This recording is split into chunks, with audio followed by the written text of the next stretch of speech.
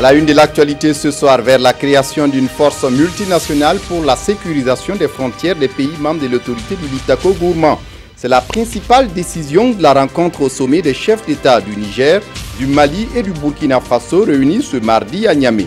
Les conclusions de la rencontre à suivre dans ce journal. À l'intérieur du Burkina, l'insécurité est toujours inquiétante. Un braquage fait 2 morts hier dans la soirée dans un quartier populaire de Ouagadougou. C'est une boutique qui a été la cible des bandits qui ont emporté plus de 3 millions de francs CFA. Après l'attaque, les parents d'une des victimes sont toujours sous le choc. Vous le verrez dans cette édition.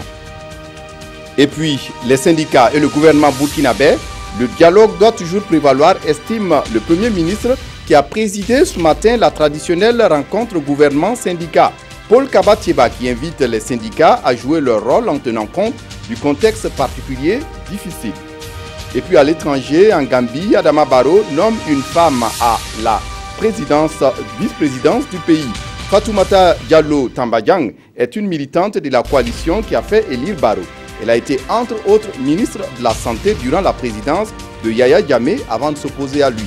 Ce sont là les titres du 20h de ce mardi 24 janvier. Mesdames, Messieurs, bonsoir. Ravi de vous retrouver. Le président du Faso est rentré cet après-midi de Niamey où il a pris part à la 2e conférence extraordinaire des chefs d'État de l'autorité de développement intégré du Liptako Gourma. Une rencontre au sommet qui a décidé d'une force multinationale pour la sécurisation des frontières. À cet effet, le traité de l'organisation a été revisé afin de répondre au continuum sécurité et développement. Le point avec nos envoyés spéciaux des retours de Niamey, Mathias Drabo et Frédéric Etienne Bassenga.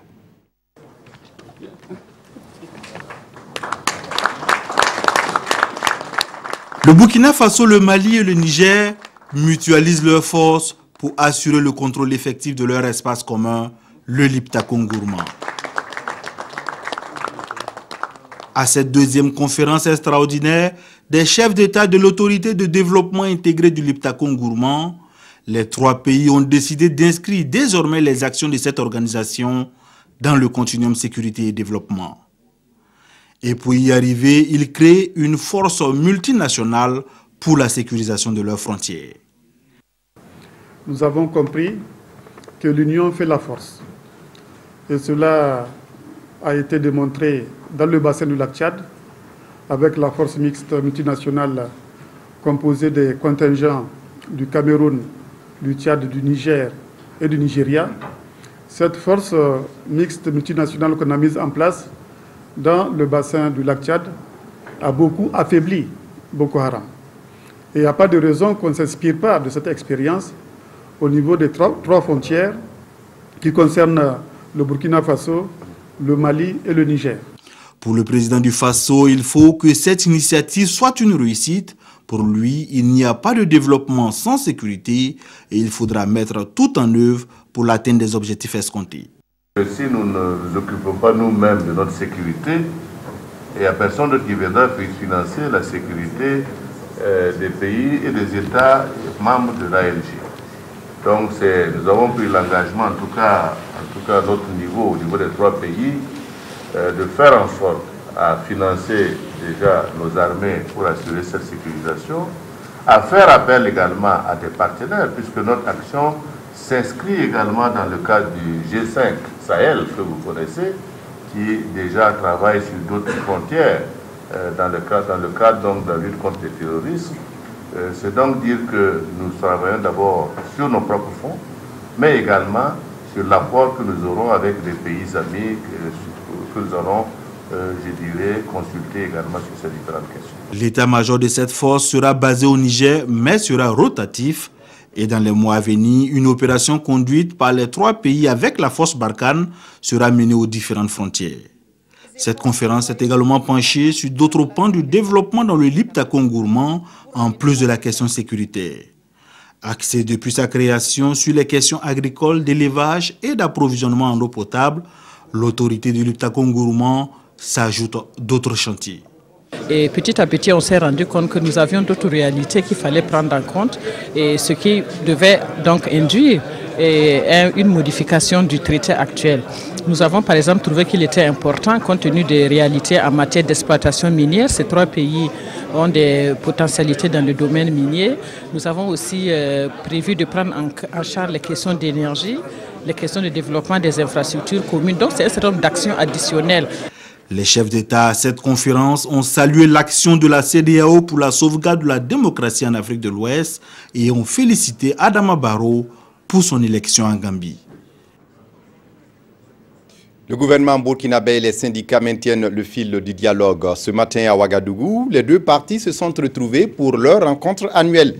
Face au Premier ministre Paul Kaba-Thiéba, les syndicats sont revenus sur l'année 2016 qui a connu une tension sociale difficile avant de relever les sujets qui leur tiennent à cœur, notamment l'UTS et la loi 081. Le Premier ministre de son côté salue l'esprit de clairvoyance et de sacrifice des syndicats et les invite à jouer leur rôle tout en tenant compte du contexte particulier difficile du pays. La synthèse avec Jean Zongo et Omar Zambré. D'entrée de jeu à cette rencontre qui se tient au compte de l'année 2016, les syndicats donnent la couleur en égrenant leur chapelet de préoccupation. Pour les responsables syndicaux, le gouvernement doit être clair sur la préoccupation touchant à l'UTS afin que ce dernier point ne soit pas le goulot d'étranglement qui pourrait entraver le dialogue. Les engagements du gouvernement pris en 2015 n'ont pas été respectés. Il conviendrait de porter une attention particulière à ce préalable. Ce préalable qui est d'autant plus justifié qu'une décision unilatérale a été prise par le gouvernement sur l'UETS au mépris des conclusions de la commission bipartite mise en place à cet effet. Nous condamnons vivement cette pratique aux antipodes de nos valeurs de dialogue. Nous exigeons de ce fait, Monsieur le Premier ministre, une réponse claire et notre gouvernement sur la question séance tenante. Et séance tenante, le Premier ministre Paul Kaba-Thiéba, qui est à son premier exercice du genre, rassure. Nous n'avons pas de tabou sur ce problème. Nous en avons parlé nous-mêmes au sein du gouvernement et nous sommes ouverts à un dialogue constructif avec les partenaires syndicaux sur cette question. Et vous n'avez pas, je peux vous assurer que ce ne sera pas un point de conflit. Ce n'est pas nécessaire qu'on aille à un conflit pour évoquer cette question, puisque nous sommes conscients que du dialogue, on naîtra certainement une solution consensuelle. Le Premier ministre invite les syndicats à créer des conditions pour le progrès économique et social du Burkina Faso, tout en tenant compte du contexte du moment. Les syndicalistes, pour leur part, espèrent que le dialogue sera fécond afin de parvenir à la signature d'un protocole d'accord d'ici la fin des travaux prévus pour ce 31 janvier. Dans l'actualité ce soir, après les militaires et policiers radiés à la suite des mutineries de 2011 au Burkina, les conseillers du Haut Conseil pour la réconciliation nationale ont entendu ce matin les victimes du coup d'État manqué de septembre 2015. Ces victimes souhaitent une accélération de leur dossier au niveau judiciaire. Ils conditionnent d'ailleurs la réconciliation nationale à l'aboutissement de la justice. Des détails avec Adama Guiti et Zalisa Sanfo. Ousmane Ouedraogo porte en lui les séquelles du coup d'État manqué. Une balle logée dans sa tête qui, même ôtée, a laissé beaucoup de traces. Tout comme lui, ils sont tous ici victimes de ce push manqué de septembre 2015. Ce matin, au Haut Conseil pour la réconciliation et l'unité nationale, ils sont là pour partager leurs souvenirs, leur quotidien et leur peine pour espérer réconfort, mais surtout justice. Avec les juges, il y a trop de procédures, il y a quoi, 1 an et puis bon, puisque là rien n'est bouclé, donc on attend.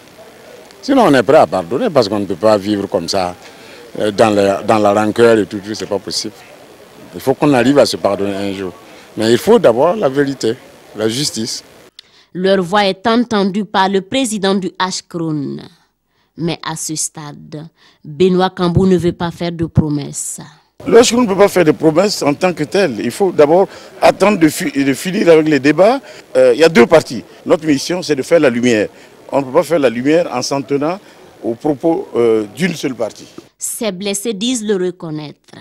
Même s'ils espèrent plus, des sacrifices ont été consentis, des sommes versées, des blessés et des familles de victimes pris en charge. Preuve que l'État a pris conscience de leur sacrifice suprême pour une démocratie vraie. Des militaires et gendarmes à la retraite manifestent leur colère devant le ministère de la Défense. Ils réclament une compensation financière après avoir été admis à la retraite avant terme. Ils exigent en effet le paiement de 4 ans de salaire. Issaka Ouedraogo, Mounira Kéré. À quelques mètres du ministère de la Défense, des militaires à la retraite face aux gendarmes. Pas question de franchir les limites autorisées, mais leurs représentants sont allés à la rencontre des premiers responsables du dit ministère. Selon ces militaires, ils ont été prématurément admis à la retraite. Ils estiment également que 3 ans de service n'ont pas été comptabilisés dans le calcul de leur pension de retraite. Il y a eu un temps que le président Blaise a sorti un document pour ajouter tous les fonctionnaires de Burkina. 5 ans, 5 ans. Nous, on nous a donné 1 et ils ont gardé les 4. On les a chassés. La pension aussi, quand tu fais 30 ans de service, on coupe 3 ans. Ça rentre où? Nous, on veut qu'on arrange ça et on y paye les 4 ans aussi. Là.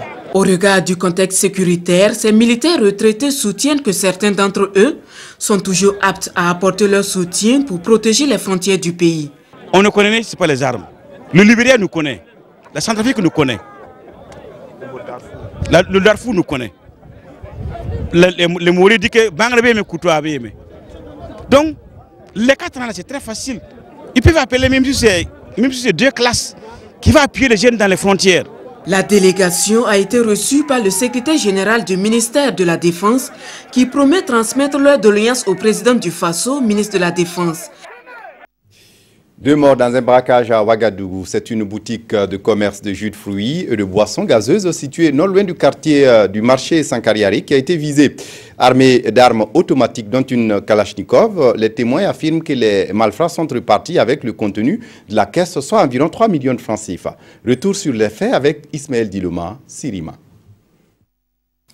Le sang a coulé ici hier dans la soirée. 2 personnes ont perdu la vie. Tout est parti de cette boutique située aux abords du marché de Sankariari. Hier, aux environs de 19h, 2 individus, armes au poing, font irruption et réclament le contenu de la caisse.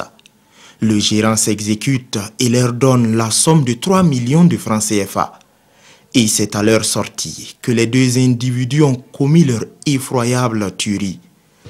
Quand ils sont venus, c'est avec une cilice blanche. Ils sont rentrés, ils ont vu le boutiquier, donc ils ont discuté dedans, ils ont pris 3 millions. Et c'est en ressortant maintenant que le jeune homme qui passait, c'est un monsieur qui ne jouait pas de ses facultés mentales. Bon, on l'a envoyé 3 balles, 2 balles au niveau des pieds et 1 balle au niveau du ventre. Quant à la deuxième victime, c'est une jeune fille de 18 ans. Son père, toujours sous le choc, explique les faits.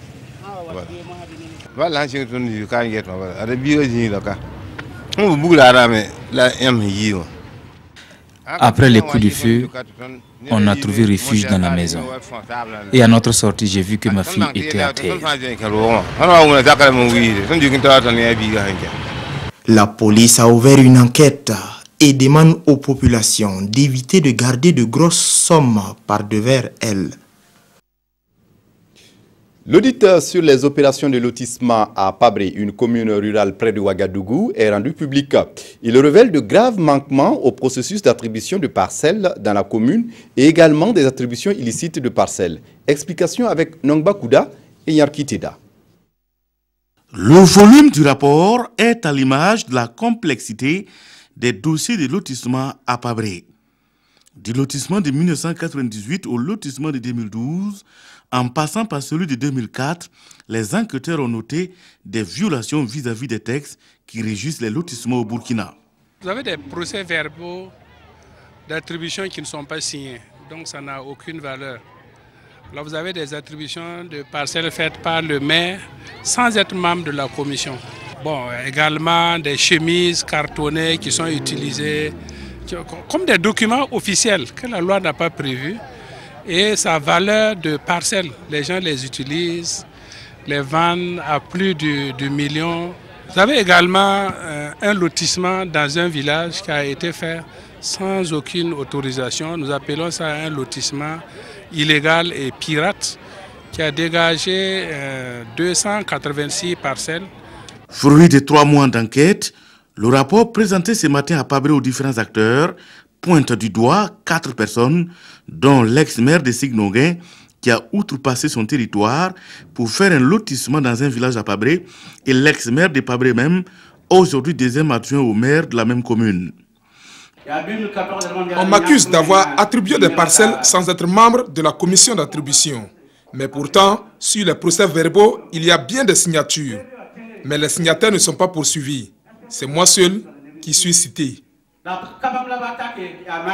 Anatole Désiré Douamba est aussi accusé d'avoir attribué illégalement et de façon illicite des parcelles à certaines personnalités de l'époque, entre autres l'ancien président du Faso et l'ancien maire de Ouagadougou, aujourd'hui ministre d'État, ministre en charge de l'administration du territoire. C'est avec écœurement que je vois que sur des fiches, sur une fiche cartonnée, on a vu le nom d'un certain Simon Compaoré. C'est une usurpation et je vais porter plainte. Puisque lui-même il a dit qu'il va porter plainte, voilà, par rapport à son nom qui est ressorti comme quoi il est attributaire d'une parcelle qu'il n'a jamais demandé. Donc c'est une occasion pour nous aussi de savoir comment ça va se passer. Pour certains citoyens de la commune de Pabré, le rapport va contribuer à apaiser les cœurs pour permettre au nouvel exécutif communal de se mettre au travail. Les gens sont contents parce que avec ça, on peut prendre une bonne réconciliation avec la population et aussi avec les autorités. Là, ça nous permet de bien être solidaires dans notre commune. Qu'à cela ne tienne, les enquêteurs recommandent entre autres une enquête judiciaire, l'annulation de certains lotissements, le retrait de toutes les parcelles attribuées aux mineurs et la mise sur pied d'une commission ad hoc. Autre titre dans ce journal, environ 10 millions de Burkinabés continuent à déféquer dans la nature. Et pourtant, l'accès à des services adéquats d'assainissement est un droit fondamental de l'homme et relève d'une question de dignité humaine. Une ONG, en l'occurrence IRC, mise sur la solidarité pour inverser la courbe. Elle vient de lancer une campagne visant à construire 100 000 toilettes d'ici à la fin de 2017. Face aux toilettes, la campagne est une des solutions proposées pour réaliser l'ambition d'un cadre de vie sain pour tous. Aimé Solange Guigma, Moussa Ouedraogo. Selon les statistiques de l'ONG IRC, près de 10 millions de Burkinabés défèquent au quotidien dans la nature.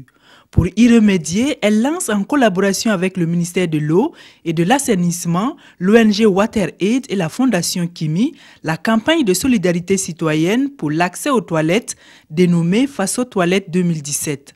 Il est très important que nous progressions tous ensemble, tous les Burkinabés que nous sommes, aussi bien en termes de progrès économique qu'en termes d'hygiène, en termes de salubrité et en termes d'assainissement de notre milieu de vie.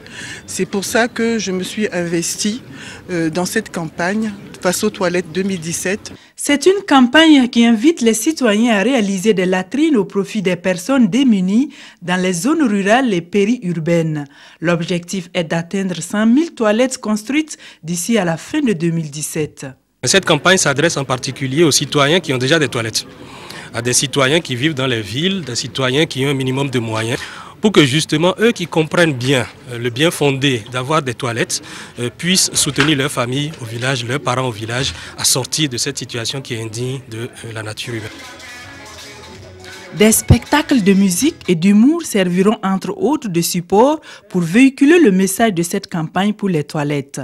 D'où cette remise de chèque de 500 000 francs CFA au Ouistiti Comedy Club pour la réalisation d'une compilation de sketchs humoristiques. En santé, le ministère de la Santé peaufine à Koudougou son plan 2016 en matière de prévention par la vaccination. Il a réuni ses experts depuis ce matin pour une semaine de travail intense. Des détails avec Césaire Carfo et Zoubavel David Dabiré. Ces cadres du ministère en charge de la santé passent ici en revue les mécanismes de fonctionnement du programme élargi de vaccination. Un programme qui permet aujourd'hui au Burkina Faso de vaincre des pathologies comme la poliomyélite. Le défi donc pour ces experts est de définir des stratégies de vulgarisation des vaccins au profit du bien-être social. Nous allons passer en revue aussi la surveillance. C'est-à-dire c'est un système qui permet de savoir les maladies pour lesquelles nous vaccinons contre. Est-ce que ces maladies-là sont en train de reculer ou pas? et donc ça permet aussi de mesurer les performances du programme. Nous allons passer également en revue le volet plaidoyer et communication. C'est assez important parce qu'il faut repasser en revue tout ce qu'on met en œuvre pour expliquer l'importance de la vaccination pour les populations. Une importance qui, selon ces experts, n'est plus à démontrer. Car depuis 2012, le Burkina Faso est certifié par l'OMS comme pays ayant éliminé le tétanos maternel et néonatal, et ce grâce aux campagnes de vaccination. Pour autant, les acteurs ne comptent pas baisser la garde. Dès le 6 mars, au Burkina Faso, le pays va introduire le vaccin contre la méningite de type A. Et donc, dans le PF de routine, ça veut dire qu'on ne va pas attendre seulement qu'il y ait des situations, mais les enfants déjà à partir de 15 mois vont recevoir ce vaccin-là. Les travaux du présent atelier prennent en compte la période 2016-2020. Et dans la mise en œuvre de ce plan d'action, le ministère en charge de la Santé bénéficie du soutien de l'OMS et de l'UNICEF. La campagne 2016 de distribution de moustiquaires imprégnés d'insecticides à longue durée d'action au Burkina a connu des insuffisances. Et ce, malgré les 10 millions de moustiquaires distribués dans le pays. C'est une remarque liée au bilan dressé de la campagne ce 24 janvier à Ouagadougou. L'objectif de la campagne était de mettre à l'abri au moins 80% de la population en permettant aux Burkinabés de dormir sous des moustiquaires et réduire le risque de transmission de la maladie. Draman Dadian. 25,2% des décès survenus au Burkina sont dus au paludisme selon des statistiques sanitaires de 2015. En 2016, plus de 10 millions de mildas, des moustiquaires imprégnés d'insecticides à longue durée d'action, ont donc été distribués sur tout le territoire national pour faire face à cette maladie. Lorsque nous aurons fait le bilan, vous avez dû remarquer que certaines contraintes se sont posées lors de la présente distribution. Ensemble, nous allons voir quelle réorientation donner, quelles instructions nous pouvons donner à nos services techniques afin de lever ces contraintes pour les prochaines campagnes. L'acquisition de ces moustiquaires a coûté à l'État et à ses partenaires plus de 21 milliards de francs CFA. Et pour l'édition prochaine, un point d'honneur est mis sur la mobilisation des ressources. Il est important que le bilan que nous allons faire puisse être pris en compte aussi par ses partenaires afin qu'ils puissent aussi se prononcer sur leur engagement à toujours nous accompagner. Cet atelier se déroule sous forme d'exposé en plénière suivi de discussions. À terme, il est attendu de la centaine d'acteurs des propositions pertinentes pour réussir l'organisation des prochaines campagnes de distribution universelle de moustiquaires imprégnés d'insecticides à longue durée d'action. Réussir la sécurité alimentaire au Burkina Faso en insistant sur la résilience, le pays est en partenariat avec l'Alliance globale pour la résilience au Sahel et en Afrique de l'Ouest. L'ambition est de travailler à une sécurité alimentaire et nutritionnelle en améliorant la production agricole et la productivité. Qu'est-ce que tout cela veut dire? On essaie de comprendre avec Daouda Ouattara et Oumar Zombré. Désormais, le programme Priorité Résilience Pays, Alliance globale pour la résilience au Sahel et en Afrique de l'Ouest, PRP Agir, passe du secrétariat permanent de la coordination des politiques du secteur agricole au secrétariat exécutif du Conseil national pour la sécurité alimentaire, SECNSA. Et cet acte, marquant officiellement le transfert du PRP Agir au SECNSA, amorce du coup le début de son exécution. La mission qui avait été confiée au SPCPSA, c'était de produire les documents de base, c'est-à-dire les outils sur lesquels doivent travailler le secrétariat exécutif CNSA. C'est une mission qui a été bien menée et l'outil est là. Il reste maintenant à mobiliser les ressources et aussi à agir. La mise en œuvre du PRP Agir au Burkina Faso a un coût global estimé à plus de 600 milliards de francs CFA. Elle est financée en partie par l'État et ses partenaires au développement. Certaines ressources viennent de l'extérieur, mais aussi c'est le travail des Burkinabés qui vont vraiment apporter beaucoup le résultat, c'est-à-dire de rendre plus résilientes les populations les plus vulnérables. Au Burkina Faso, 14 priorités ont été bâties autour de 4 piliers majeurs, dont l'amélioration de la protection sociale, du statut nutritionnel des personnes vulnérables et l'accroissement de la productivité agricole et des revenus. À l'étranger, Adama Barrow en Gambie nomme une femme à la vice-présidence du pays. Fatou Diallo Tambadjang est une militante de la coalition qui a fait élire Barrow. Elle a été, entre autres, ministre de la Santé durant la présidence de Yaya Jammeh. Le nouveau chef de l'État gambien vient de nommer sa vice-présidente. D'après son porte-parole, Adama Barrow a commencé les consultations pour désigner son équipe et a nommé lundi à la vice-présidence une responsable de sa coalition à la personne de Fatoumata Jallow Tambadjang. Militante des droits des femmes qui a notamment travaillé pour l'ONU, elle a été ministre de la Santé durant la présidence de Yaya Jammeh. Elle est l'une des responsables de la coalition qui a soutenu la candidature d'Adama Barrow, élu président de la République le 1er décembre. Fatoumata Jallow Tambadjang succède à une autre femme, Issatou Ndié Saïdi, qui était vice-présidente depuis 1997. Dans le cadre des consultations qui se poursuivent, le camp Barrow dit avoir pris en considération l'équilibre homme-femme, mais aussi les compétences. Il assure aussi que des technocrates feront partie du gouvernement.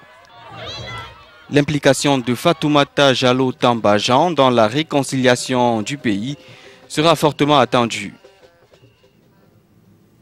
En musique, Dicko's Fils a-t-il enfin retrouvé sa voix? En tout cas, l'artiste vient de présenter ce vendredi un maxi de 4 titres avec le titre Lawol ou le chemin en langue fulfulde. C'est au cours d'un spectacle live que nous raconte Zumbaviel David Dabiré.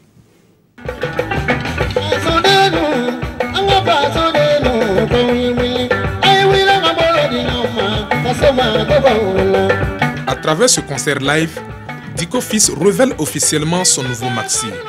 En live, l'artiste présente des titres comme Lawol, Jarabi ou encore Andunaru. L'œuvre est entièrement chantée en fulfulde et en djoula.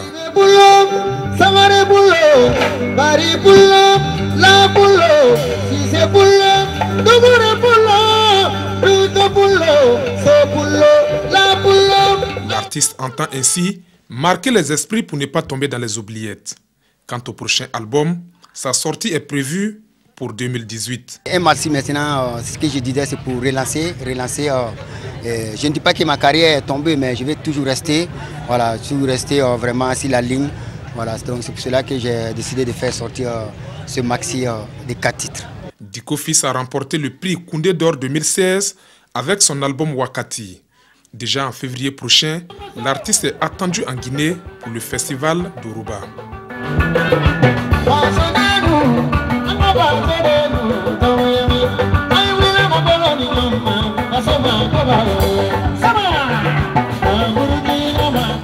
Et puis on referme ce journal avec la revue de presse des quotidiens de ce mardi. Revue de presse signée Vincent Tiendrebego. La conférence de presse du commissaire du gouvernement sur le procès des militaires occupe les colonnes des quotidiens.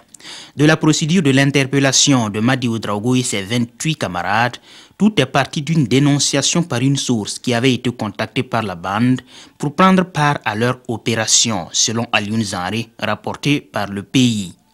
Et comment les accusés ont-ils été auditionnés? Tout s'est fait dans les règles de la procédure. Réponse du commissaire du gouvernement qui rejette toute idée de torture pour obtenir des aveux, toujours dans le pays. Et puis, ils avaient droit à 3 repas par jour, servis par un prestataire, nous rapporte l'observateur Palga, ce qui a coûté 1 700 000 francs à la gendarmerie, souligne le journal. Et la fameuse bande sonore, cet enregistrement téléphonique obtenu grâce au dénonciateur. Elle est originale, authentique et révèle un caractère très violent selon Alioune Zanré, rapporté par notre TNA. Elle ne peut être rendue publique, ou du moins pour le moment, car le jour viendra où tout le monde l'écoutera, foi du conférencier dans ce journal. La Gambie toujours dans les colonnes des quotidiens burkinabés, puisque palais présidentiel cherche locataire. Barrow doit rentrer, somme l'observateur. Et pourquoi? Parce que la nature a horreur du vide et il faut craindre que l'anarchie ne prenne le pouvoir par le visage d'un soldat audacieux qui croirait devoir rétablir l'ordre, poursuit le journal. Sidoya partage la même préoccupation. Une vacance du pouvoir à Banjul et les forces de la CEDEAO doivent s'atteler au plus vite à cette mission de sécurisation du territoire gambien. C'est tout pour ce journal, mais restez fidèles à nos programmes. Le journal de la CAN tout à l'heure à 22h30. D'ici là, excellente suite de programmes sur la RTV. Au revoir.